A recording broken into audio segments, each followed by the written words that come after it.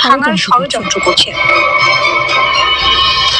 এটাই প্রথম হুমকি নয়। এর আগের দিন 15ই জানুয়ারি ইরানের ইসলামিক রিভলিউশনারি গার্ড কর্পস বা IRGC-র এক জ্যেষ্ঠ জেনারেল প্রকাশ্যে বলেন, আমরা ট্রাম্পের হাত আর আঙুল কেটে ফেলবো। একই সঙ্গে তিনি হুঁশিয়ারি দেন, যুক্তরাষ্ট্র যদি ইরানের উপর হামলা চালায় তাহলে আর কোনো যুদ্ধবিরতির কথা শোনা হবে না।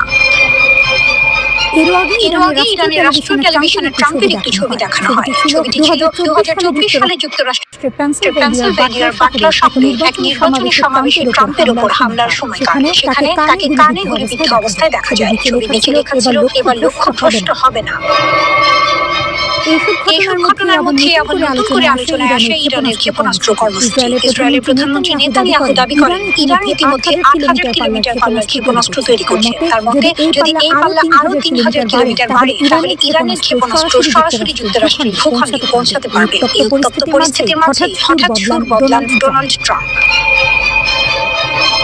16 জানুয়ারি সাংবাদিকদের সঙ্গে কথা বলতে গিয়ে ট্রাম্প ইরানকে ধন্যবাদ জানান। কারণ হিসেবে তিনি বলেন, ইরান নাকি 800-এর বেশি আটক আন্দোলনকারীকে ফাঁসি দেয়নি। ট্রাম্প দাবি করেন, তার চাপের কারণে ইরান এই সিদ্ধান্ত নিয়েছে। এক সাংবাদিক তাকে প্রশ্ন করেন, আপনি তো বলেছিলেন ইরানের রাস্তায় আন্দোলন চালিয়ে যেতে সাহায্য আসছে, সেই সাহায্য কি এখনো আসছে? ট্রাম্পের জবাব ছিল, ইরান 800 জনকে ফাঁসি দেয়নি। আমি এটাকে সম্মান করি। আরেক সাংবাদিক জানতে চান, আরব দেশ বা ইসরায়েল কি আপনাকে ইরানে হামলা না করতে বলেছে? ট্রাম্প বলেন, কেউ আমাকে বোঝায়নি, আমি নিজেই সিদ্ধান্ত নিয়েছি। তাহলে কি ট্রাম্প সত্যি ইরানের বিরুদ্ধে যুদ্ধ থেকে পিছু হটছেন?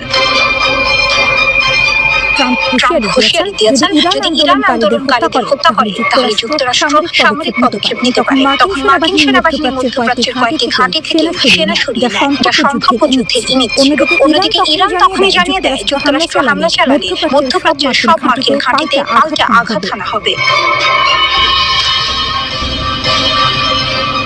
তেহরানে বিশাল গণসমাবেশ, খামেনিপন্থীদের কড়া বার্তা কি? 13 জানুয়ারি ইরানের রাজধানী তেহরান ছিল উত্তাল। শহরের গুরুত্বপূর্ণ এলাকায় হাজার হাজার মানুষ জড়ো হন এক বিশাল গণসমাবেশে। এই সমাবেশে অংশগ্রহণকারীরা সরাসরি যুক্তরাষ্ট্র ও ইসরায়েলকে দায়ী করেন সাম্প্রতিক সহিংসতা, অস্থিরতা এবং প্রাণহানির জন্য।